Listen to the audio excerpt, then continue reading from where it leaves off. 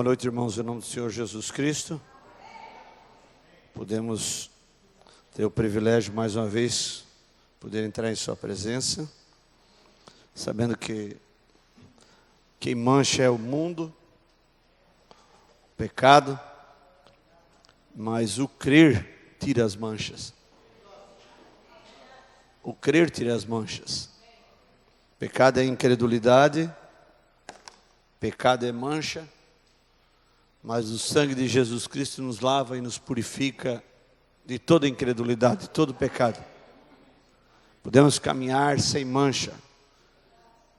São João falou, Filho de Deus não tem mancha, porque a semente dele permanece neles. Amém? Graças a Deus por isso.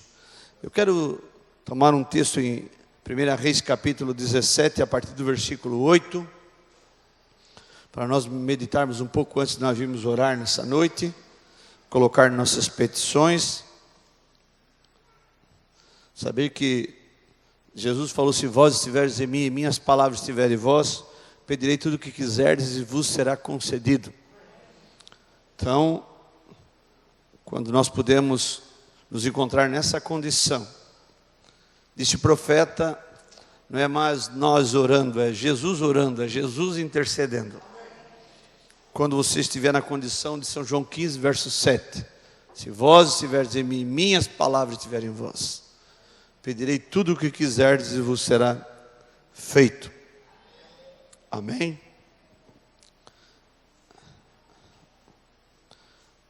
Podemos ler a Bíblia? Nós temos que entender algo que o Espírito quer nos chamar a atenção. De quando nós falamos buscar em primeiro lugar o reino dos céus e sua justiça, e as demais coisas vos serão acrescentadas.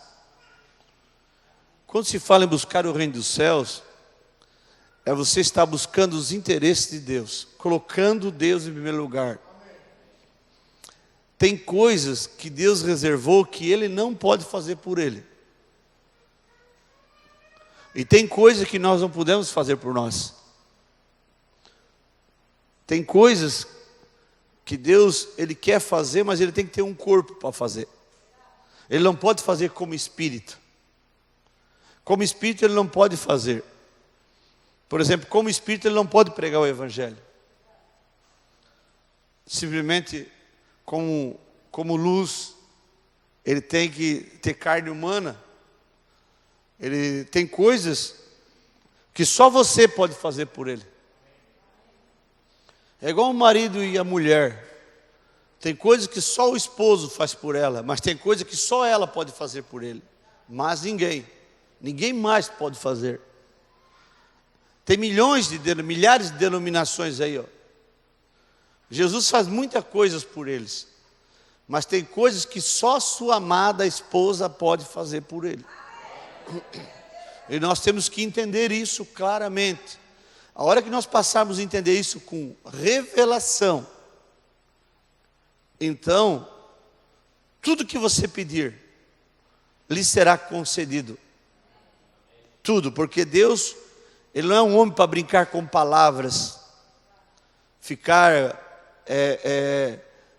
falando coisas, como diz um ditado mundano, enchendo linguiça com palavras. Deus, o que Ele falou, Ele cumpre. Mas Ele, como nós vimos no culto sábado, domingo, simplesmente não sai da tua boca as palavras da minha lei, não te desvie nem para a direita nem para a esquerda.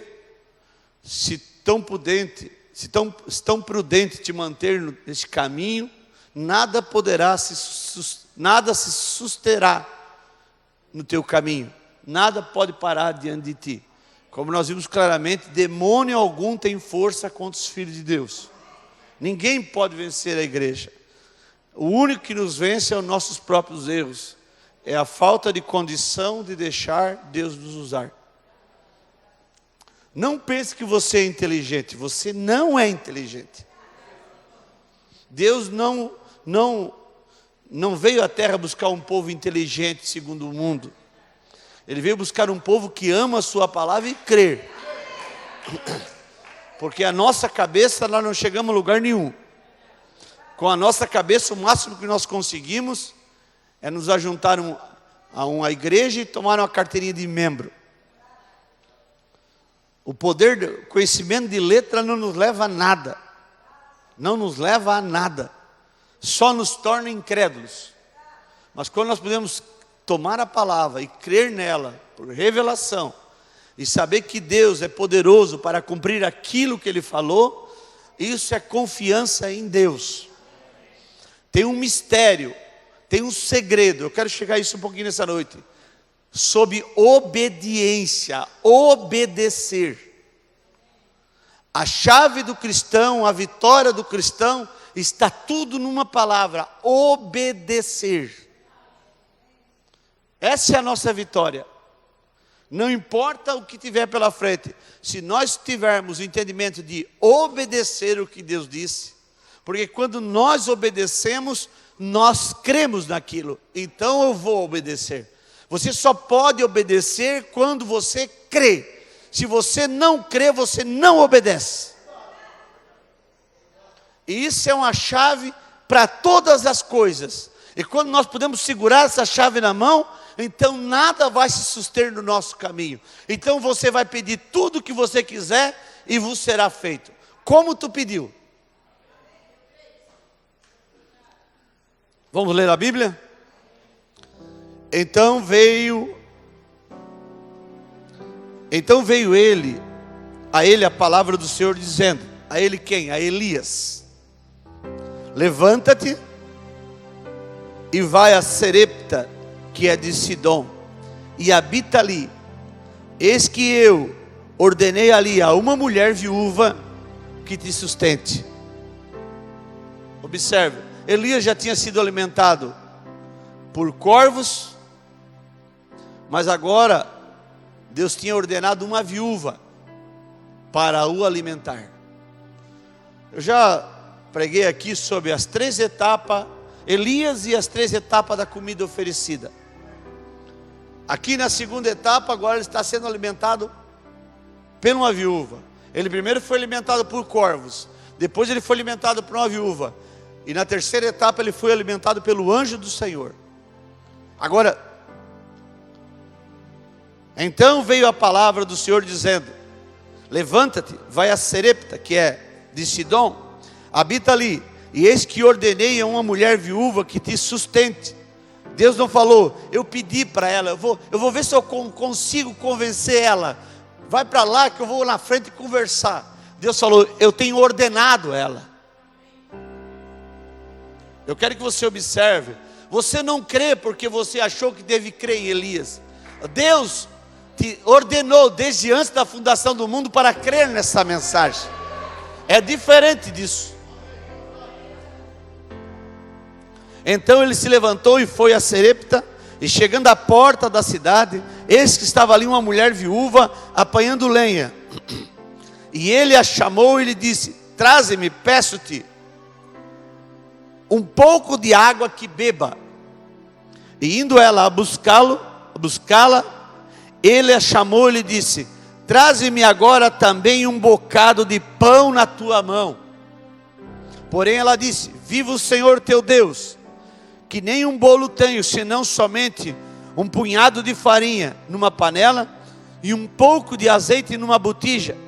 E vês aqui, apanhei 2 cavacos e vou prepará-lo para mim e para o meu filho, para que comamos e morramos. E Elias lhe disse, não temas, faze conforme a tua palavra, porém faze disso primeiro para mim um bolo pequeno, e traze-mo para fora, depois farás para ti e para teu filho.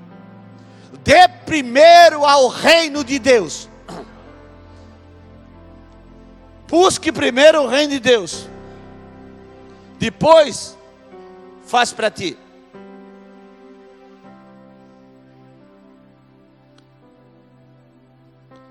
Porque assim diz o Senhor Deus de Israel, farinha na panela não se acabará. Você sabe por quê que Elias continuou falando com ela? Continuou revelando o segredo para ela? Observe. Você sabe por que ele continuou a falar no versículo 14? Revelar o mistério? Porque o Espírito já tinha visto que ela ia obedecer no coração dela. Ela já tinha tomado a decisão de obedecer. Então ele revelou qual que era o mistério. Então ele revela para ela o 7º selo, o trovão. Porque assim diz o Senhor Deus de Israel: a farinha da panela não se acabará, e o azeite na botija não faltará, até o dia em que o Senhor dê chuva sobre a terra. E foi ela, e fez conforme a palavra de Elias, e assim comeu ela, e ele, e sua casa muitos dias. Na panela a farinha, veja, na panela a farinha se não acabou, na botija o azeite não faltou, conforme a palavra do Senhor que falara pelo ministério de Elias. No precioso nome de Jesus, Pai, do Senhor Jesus Cristo, nós queremos nessa noite nos achegar a Ti, para ser um pouco mais moldado à imagem da palavra. Venha abençoar Teus filhos nesta noite, tanto a audiência visível como a invisível. E o Senhor nos deu mais um bocado de pão nesta noite, que nós possamos aprender a obedecer, Senhor, porque o poder da igreja está na obediência. Abençoa, eu te peço, no precioso nome do Senhor Jesus Cristo. Amém. Assentai-vos. Rapidamente aqui, eu quero ler os parágrafos da mensagem, o que o profeta fala a esse respeito dessa viúva. Esteja certo de Deus. Talvez eu vou ler e logo após nós vamos vir orar. Eu vou me abster de comentar muito, porque é algo muito precioso. No parágrafo 97, a mensagem: esteja certo de Deus. Esteja certo de Deus. A partir do parágrafo 97, o profeta fala assim, se os pregadores pregam a palavra e o homem recebe e a põe por obra, algo tem que acontecer. E se você é um pecador, você necessita ser salvo. Se encontra enfermo, você necessita ser curado, pois Deus o tem prometido, se nós estamos certo de Deus. Tão certo como Ele é Deus, Ele tem que guardar sua palavra, certo? O mandamento era: vá à cidade, porque eu tenho ordenado a uma mulher viúva. Veja, uma visão veio ao profeta, e ele começou a ver-se caminhando. Ele não sabe para onde se dirige, e tão pouco faz alguma diferença. Ele simplesmente estava obedecendo. Ela não sabia onde poderia encontrar lenha, porém, ali fora se encontravam 2 paus de lenha. Ela sai fora, olha ao seu redor e exclama: ó, que calor! Ela podia ouvir o reboliço da cidade, podia ouvir aquela gente licenciosa, regressando, gritando, bebendo seus licores, fazendo todas essas coisas. Ela olhou ao longo da rua sem ver nada. Logo encontrou um pau, parte da cruz, sacrifício próprio. Vem? Ela encontrou outro pau, e quando pegou o segundo pau, quão triste deve haver sido a morte achegando-se à porta. A única coisa que os separava da morte era aquele bocado de pão. Isso era tudo.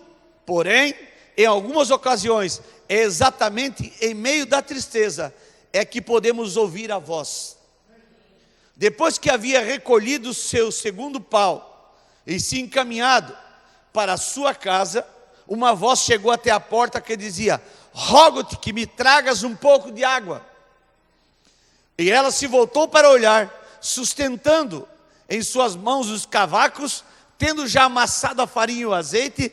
Ela havia pensado em tê-los preparados. assim é como o Espírito e a palavra têm que ser amassados, serem postos sob a cruz do sacrifício, para negar tudo aquilo que contradiga ao que você tem pedido, correto? Já o tenho amassado, agora sairei e recolherei a lenha. Foi então quando ouviu a voz que lhe dizia: rogo-te que me tragas um pouco de água em um vaso. E ela se volta e se encontra com um homem em sua porta, um homem com as maçãs dos rostos salientes, com barba, com sua cabeça calva, olhando através da porta, vestido de peles de ovelha. Seu parecer era de um venerável ancião. Ele disse: condigo mesma, repartirei minha água com ele? Ela disse consigo mesma: repartirei minha água com ele? Águas de vida, você está desejoso de reparti-las com qualquer pessoa? Observe, 3 anos e meio, Elias tinha fechado o céu. A água era uma coisa valiosa e preciosa, valia mais que o ouro. Por não ter água, não tinha trigo. Por não ter trigo, não tinha oliveiras. Então, ela tinha o último que ela tinha. Às vezes Deus deixa nós chegarmos no último bocado de pão, no último bocado de azeite, no último bocado de água, para ver se realmente podemos crer.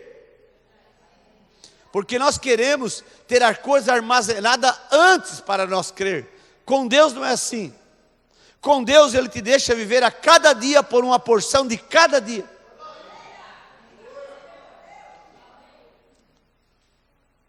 Veja, você está desejoso de reparti-las com qualquer pessoa, de falar a qualquer um, de ir a qualquer parte? Agora, o profeta está falando de repartir a palavra com as pessoas.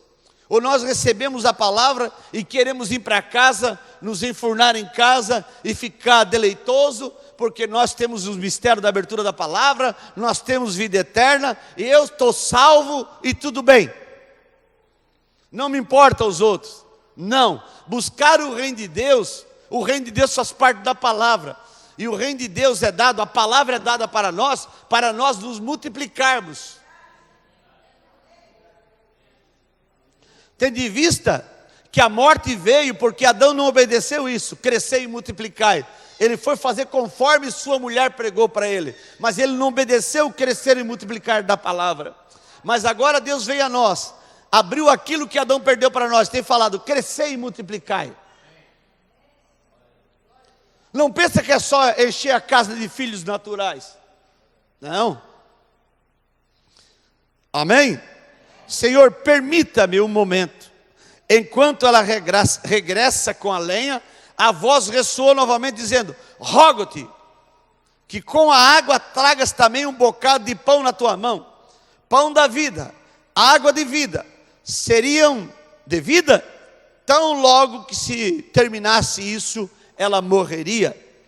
Traga-me teu pão e dai-me tua água. Agora eu quero que vocês captem algo. Isso me desceu tão tremendo no coração hoje.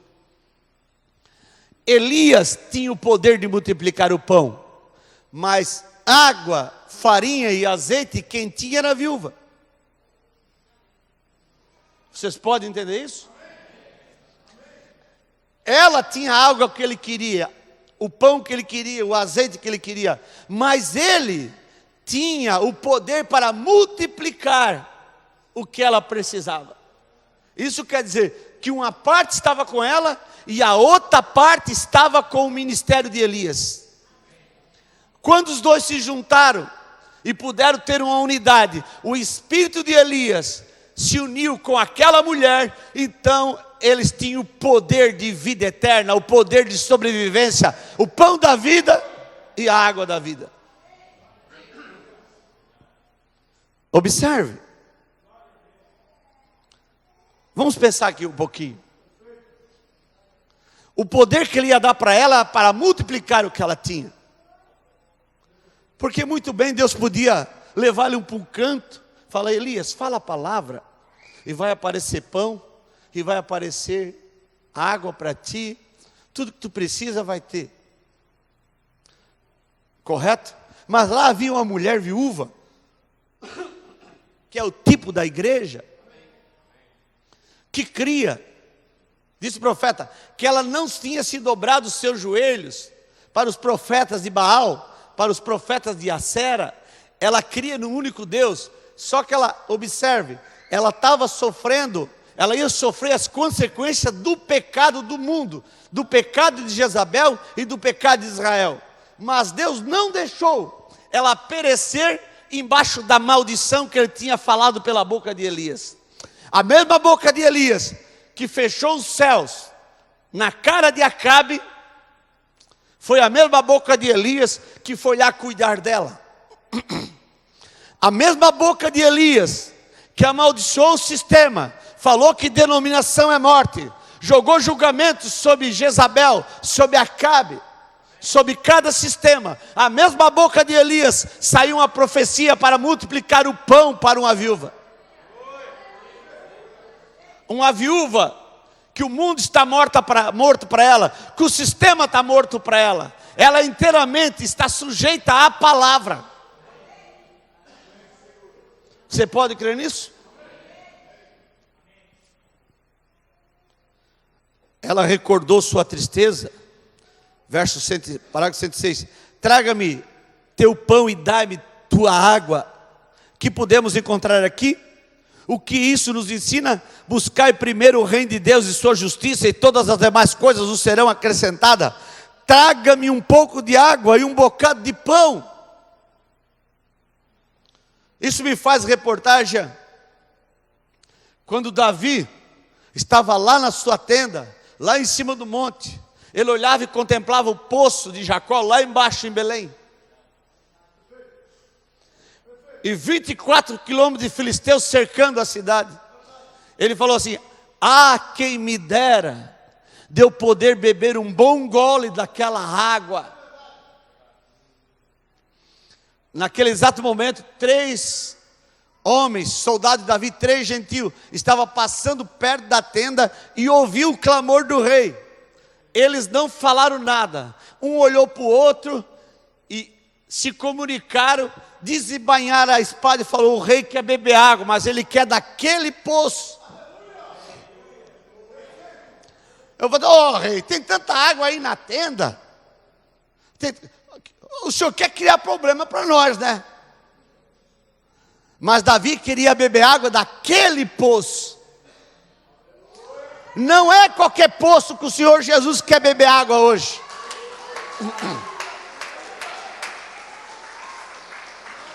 Não era qualquer mulher que Elias queria comer pão, porque disse Jesus, havia muitas viúvas ali naqueles dias morrendo, talvez com o último bocado de pão e água.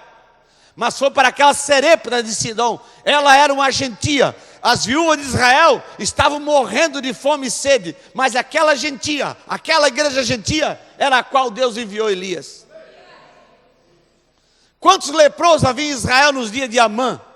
Mas foi para o Ciro, Amã, que Eliseu mandou tomar banho no Jordão e mergulhar 7 vezes para ser curado da lepra. Era um gentil, que depois daquele dia adorou somente o Deus de Israel. Um gentil. Agora, observe, o Senhor Jesus não quer beber água em qualquer lugar. Ele não quer beber água em qualquer denominação. Ele quer tomar a água de um lugar onde não há adultério espiritual, onde não há prostituição com credos, com o mundo. Ele foi na casa de uma mulher que não havia idolatria, não havia adoração aos deuses de Baal. Não havia conjunção, não havia concordância com o mundo de Acabe e Jezabel. Era lá que ele queria beber água, era lá que ele queria comer pão. E o Senhor Jesus nessa noite, Ele quer comer pão e beber água num lugar aonde está caminhando sem mancha. Nós temos que entender isso. E nós temos que entender o que é obedecer. Tem um ditado que fala: melhor é obedecer do que remediar.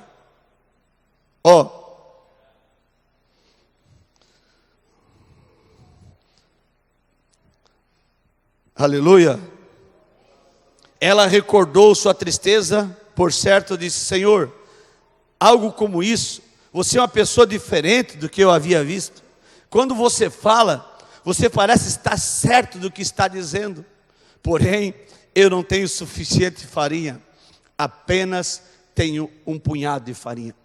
Ontem, eu e o irmão Rosimar, o irmão Devaldir, tivemos uma experiência com um senhor. Ele é alemão, descendente de judeu russo. E ele veio aqui querer mostrar os seus conhecimentos da história e tudo mais. E queria dizer que essa Bíblia que nós temos, ela não é correta, a maior parte está tudo errado. E ele trouxe uma Bíblia, um livro de Marcos, o Diaglote. O irmão Brana também se deparou com isso. E ele falou, o livro de Marcos, por exemplo, só é verdadeiro até o capítulo 9. Depois é tudo uma heresia. Marcos 16, negócio de impor as mãos sobre os enfermos e pegaram serpente, isso aí não existe. Isso aí é uma heresia. Eu falei, muito bem. Falei, se não é verdadeiro, já tem feito o que fez, imagine se fosse verdadeiro. Imagine se fosse verdadeiro. Então, é aquela história que o filho foi estudar teologia na faculdade, fez teologia e tal, e a mãe ficou doente. E ela não tinha dinheiro para comprar remédio. E foram aqueles velhos pentecostais na sua casa e leram Marcos 16 e oraram, e pôr as mãos sobre ela, ela foi curada. Quando o filho voltou, ela estava sadia, forte, e ela contou para o filho, e ela tinha se convertido, e ela contou para o filho o que tinha acontecido, que eles foram lá e leram Marcos 16, e impor as mãos sobre ela, e ela foi curada. Falou, mamãe, na escola de teologia, nós estudamos o Diaglote. Marcos só vale até o capítulo 9. O capítulo 16 é uma heresia. Falou, muito bem, meu filho, coisa tremenda. Então a coisa é mais tremenda ainda do que eu estou pensando. A coisa é mais tremenda ainda do que eu estou pensando. Porque eu pensava que era verdadeiro, e me curou porque é verdadeiro. Mas como tu está dizendo que é falso, e me curou, imagine se fosse verdade.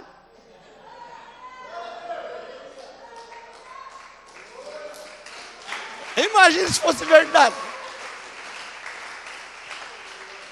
As pessoas com um monte de letra na cabeça, isso não é verdade a respeito de curar os enfermos, ele falou. Esse mundo pentecostal é tudo uma mentira. Eu falei, tu tem razão, esse que está aí é uma mentira. Mas aqui, nesse tempo, Deus tem uma igreja igual aquela de Atos dos Apóstolos. Deus está levantando aquela igreja. Mas esse negócio de curar o enfermo não existe. Me chama que eu quero ver. Eu quero que veja. Eu falei, esse demônio chegou diante de Jesus no Calvário e falou, se tu és o Cristo, desça daí. Esse mesmo demônio chegou para o William Brana, eu vou cortar vou trazer uma criança aqui, eu vou cortar os pulsos dela. Um camarada na rádio falou que ia dar, se houvesse alguém que curasse o enfermo diante dele, ele daria $1 milhão para obras de evangelismo. O irmão Brana desafiou ele, trouxeram a criança, foi curada. Ele falou, ele não se contentando, falou, agora nós vamos cortar os pulsos dessa criança e deixá-la sangrar e tu vai orar por ela. Ele falou, Satanás, eu te repreendo em nome de Jesus Cristo, sai da minha frente, Satanás. Então não adianta, é um demônio de incredulidade que só consegue captar a letra aqui, ó, mas não consegue olhar o que está por trás da letra, o poder que está por trás da letra. Falei, meu amigo, cada indivíduo tem que ter uma experiência individual com Jesus Cristo. Ele falou, isso é muito perigoso. Eu pensei, Papa Francisco também disse isso, é o mesmo demônio. Eu pensei comigo, Papa Francisco falou isso também agora, recentemente, ter um encontro pessoal com Deus é perigoso. Falei, é o mesmo demônio. É o mesmo demônio. Por que ele falou isso? Porque todo aquele que tem um encontro pessoal com Cristo nasce novo. Satanás nunca vai querer isso. Nunca vai querer isso. Não é perigoso para o velho homem, é perigoso para aquela natureza maligna que veio para o primeiro nascimento. Aleluia. Você o ama? Eu amo essa palavra. Eu amo essa mensagem. Quando eu me deparo com a coisa assim, mais o meu amor no coração aumenta por essa palavra, por essa mensagem. Poder olhar e poder crer numa mensagem como essa, ser escolhido para crer em algo como esse. Então nós temos que colocar algo no coração, obedecer isso.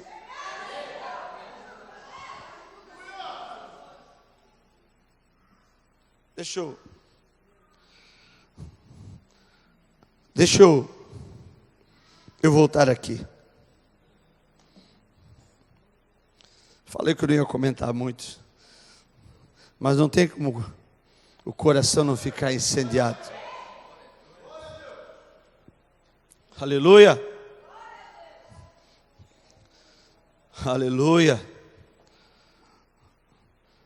Parágrafo 107. Ela recordou sua tristeza, por certo disse: Senhor, algo como isto, você é uma pessoa diferente do que eu havia visto. Quando você fala, você parece estar certo do que está dizendo, porém eu não tenho suficiente farinha, apenas tenho um punhado de farinha e umas gotas de azeite. O acabo de amassar agora e assar com esta lenha. Penso em comê-lo com meu filho e logo morrer, já que isso é tudo que tenho. O que nós tínhamos antes dessa mensagem chegar? A única certeza que temos é que vamos morrer. Antes dessa mensagem chegar a nós, era a única certeza que nós tínhamos. Agora não.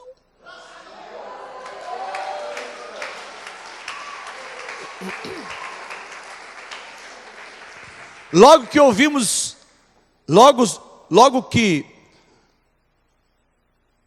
o que ouvimos a seguir é: prepara para mim primeiro. Deus primeiro, não importa que as pessoas digam, não importa o que seja, não importa o que for, não importa a evidência, ou quão escuro pareça, não importa os sintomas, não importa os sintomas mentem, não importa o que seja, tome Deus primeiro, tome sua palavra primeiro. O doutor diz: já não há cura para mim, tome sua palavra primeiro. Eu sou um pecador,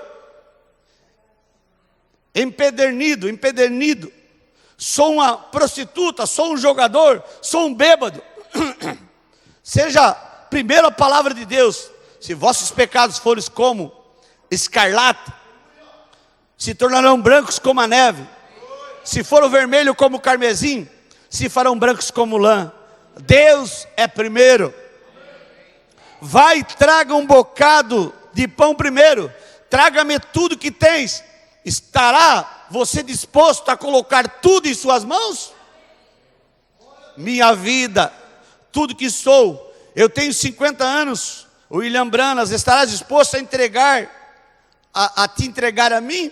Filhinhos, estarão vocês dispostos a porem suas vidas em minhas mãos? Desejam fazer isso? Poderiam fazê-los? Gente enferma, poderiam vocês confiar em mim? Tome-me em primeiro lugar. Traga-me um bocado de pão em tua mão e um pouco de água. Ela lhe olhou, algo lhe disse dentro de si, que aquele homem sabia o que estava falando. Quando ele falou o versículo 14, é que o Espírito já tinha captado o coração dela.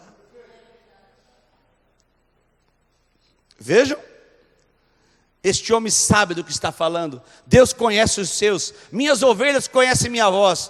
Eles sabem se é escriturístico ou não, se está correto ou não.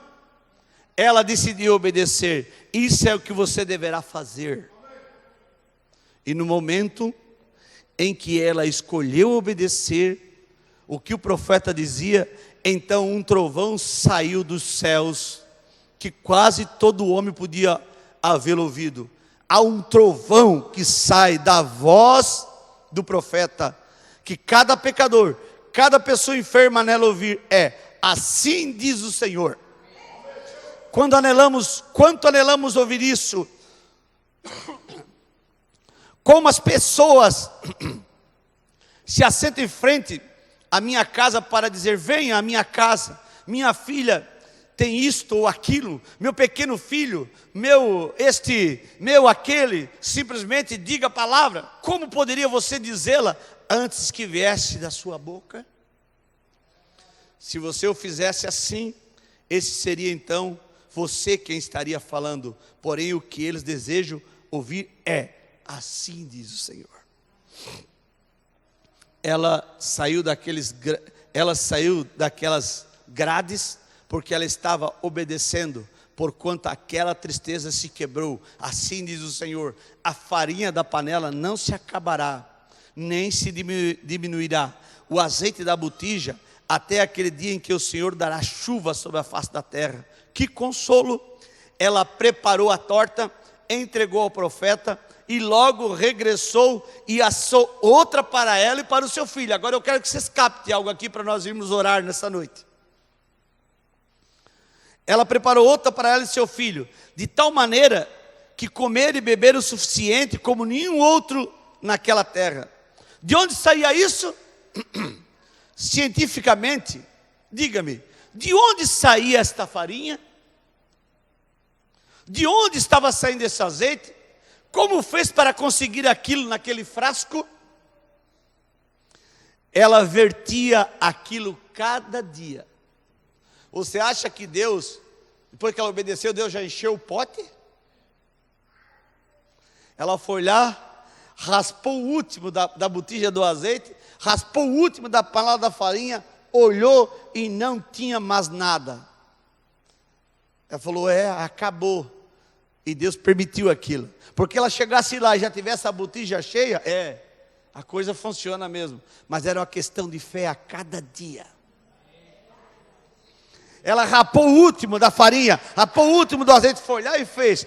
Quando ela chegou no outro dia, ela tirou a tampa, tinha mais um bocado para mais um bolo. Ela raspava o último, fechava a tampa, chegava lá no outro dia para mais um bolo.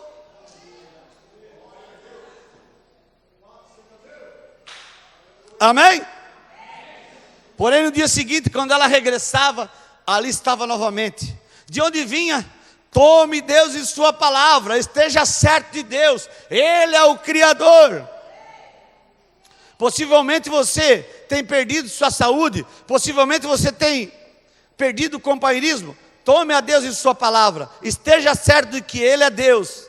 Esses tempos de escuridão, que agora parecem tão difíceis, não lhe parecerão tão escuro, se você tão somente toma a sua palavra e está certo de que Ele é Deus.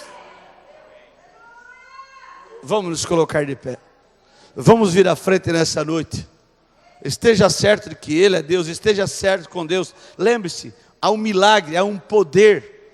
O que destrava tudo é a obediência, é aquilo que desce no seu coração e você decide obedecer. Então você pode ouvir o trovão, você pode ouvir assim diz o Senhor, você pode ouvir a voz de Deus. Lembre-se, as minhas ovelhas ouvem a minha voz. Jesus não falou que cabrito ia ouvir a voz dele. Jesus não falou que jumento ia ouvir a voz dele. Jesus falou: ovelhas ouvirão minha voz. Deus os abençoe.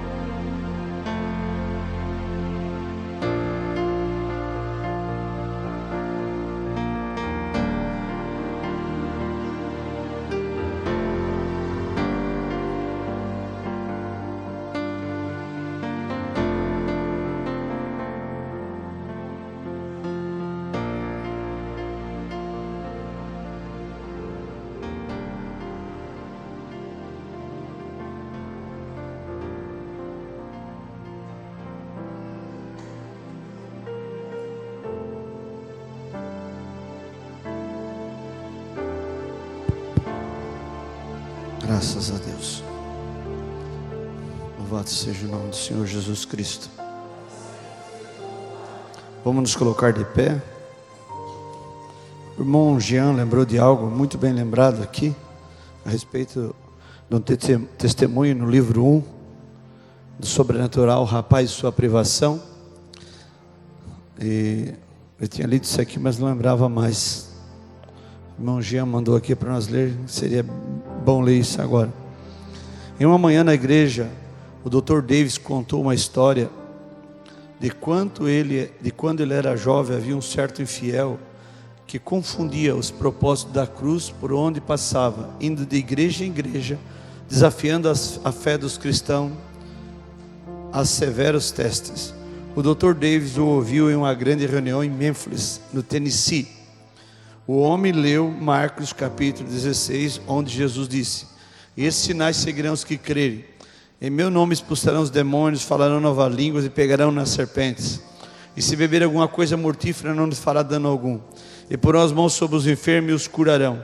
Então o infiel colocou o ácido sulfúrico em uma garrafa na plataforma e desafiou a audiência: qualquer um de vocês aqui que se diz cristão, Jesus disse: se creres, beberás coisas mortíferas e não lhe fará dano algum. Agora, se esta é inspirada a palavra de Deus, então beba esse ácido sulfúrico. Ele repetiu esse desafio várias vezes, criticando os cristãos pela falta de fé, zombando o propósito de Deus. O jovem Dr. Davis disse a um velho sacerdote metodista sentado próximo a ele: se aquele infiel fazer esse desafio mais uma vez, eu subirei lá e beberei. O sacerdote tentou dissuadi-lo.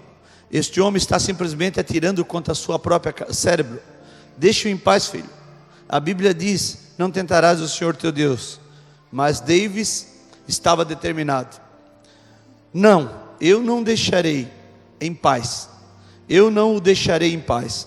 Se eu morrer, irei ao céu crendo na palavra de Deus. O infiel riu quando os cristãos apenas se mexeram em seus assentos. O que há com vocês aí que creem que Deus é tão primeiro, que Deus crê em Deus? É tão primeiro teste de fé do livro 1, real? Experimente esse teste do ácido sulfúrico. O Dr. Davis andou com passos largos à plataforma, virou-se e falou à audiência com cerca de 3.000 pessoas. Ele falou: eu tenho 25 anos de idade, eu sou um ministro do Evangelho, eu sei que o meu Deus é capaz de me livrar desse ácido sulfúrico, mas contudo, se Ele não fizer, não permitirei esse infiel permanecer aqui e desafiar a palavra de Deus desta maneira. Ele apanhou o ácido sulfúrico e tomou tudo sem sofrer nem mesmo uma dor ou efeito de enfermidade. Então ele pregou o Evangelho com tal convicção que 1.500 pessoas rededicaram suas vidas a Jesus Cristo. Enquanto Billy ouviu essa história, ele pensou que o sacerdote metodista tinha mostrado mais senso que o jovem Dr. Davis. Porque teria alguém que provar a Deus? Não tinha Jesus dito sobre aqueles fariseus incrédulos: deixe-os, se um cego guiar outro cego, ambos não cairão na cova. Mas mesmo apesar de Billy não concordar com o que o Dr. Davis havia feito, ele ainda admirava a fé de seu pastor. Amém? Vamos cantar, irmão Alter? Você beberia aquele ácido, Alter? Eu acho que eu beberia. Eu tenho coragem. Não me desafie não, porque eu sei em quem eu creio. Amém? Louvado seja Deus. Falamos do céu, cantamos sobre teofanias e deixar esta dimensão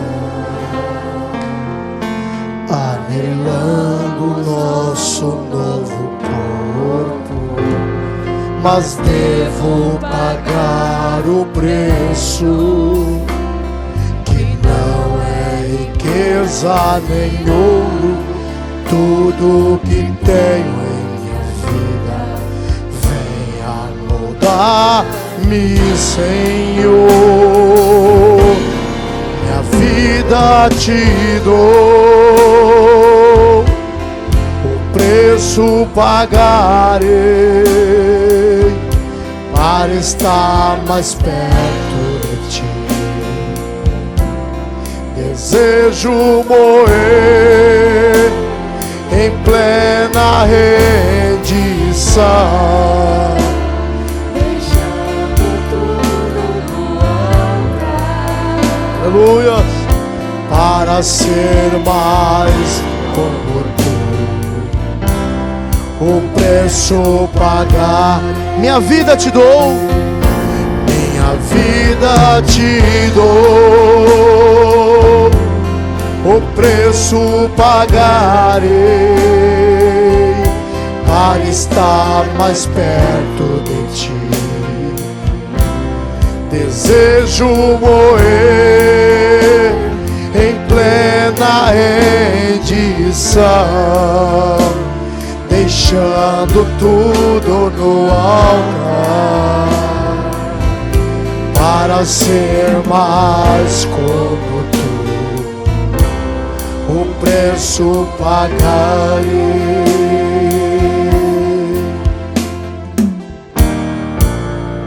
Aleluia.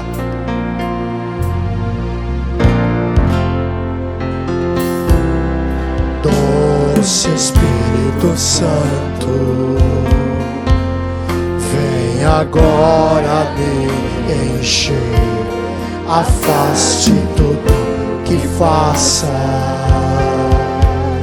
me impedir de caminhar, ainda que o meu corpo esteja fraco, sofrendo tantas dores. Só quero entregar-me completamente a ti. Minha vida te dou, o preço pagarei para estar mais perto de ti. Aleluia. Desejo morrer em plena rendição, deixando tudo no altar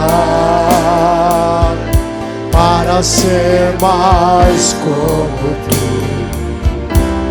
o preço pagar. Minha vida te dou, minha vida te dou, o preço pagarei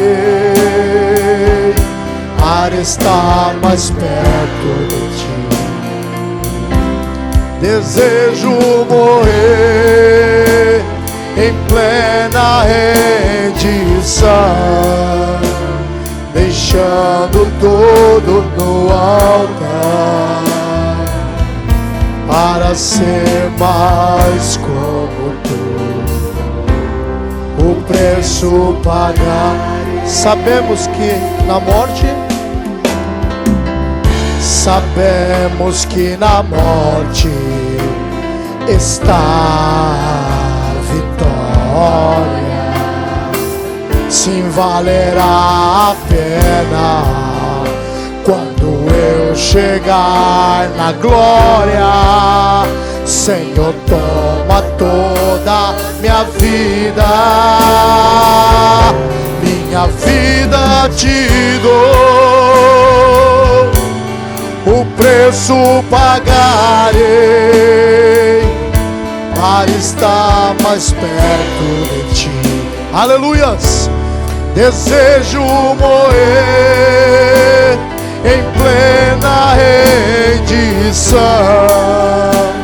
deixando tudo no altar para ser mais como tu, o preço. Então diga para ele: minha vida te dou, minha vida te dou, o preço pagarei. Deixa eu ouvir a sua voz. Para estar mais perto. Aleluia, seja sincero. Desejo morrer em plena rendição, deixando tudo no altar, para ser mais como tu. O preço pagarei para ser.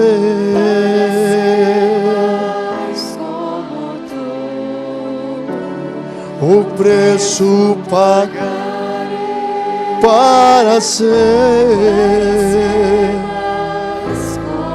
Louvado seja Deus. O preço pagarei.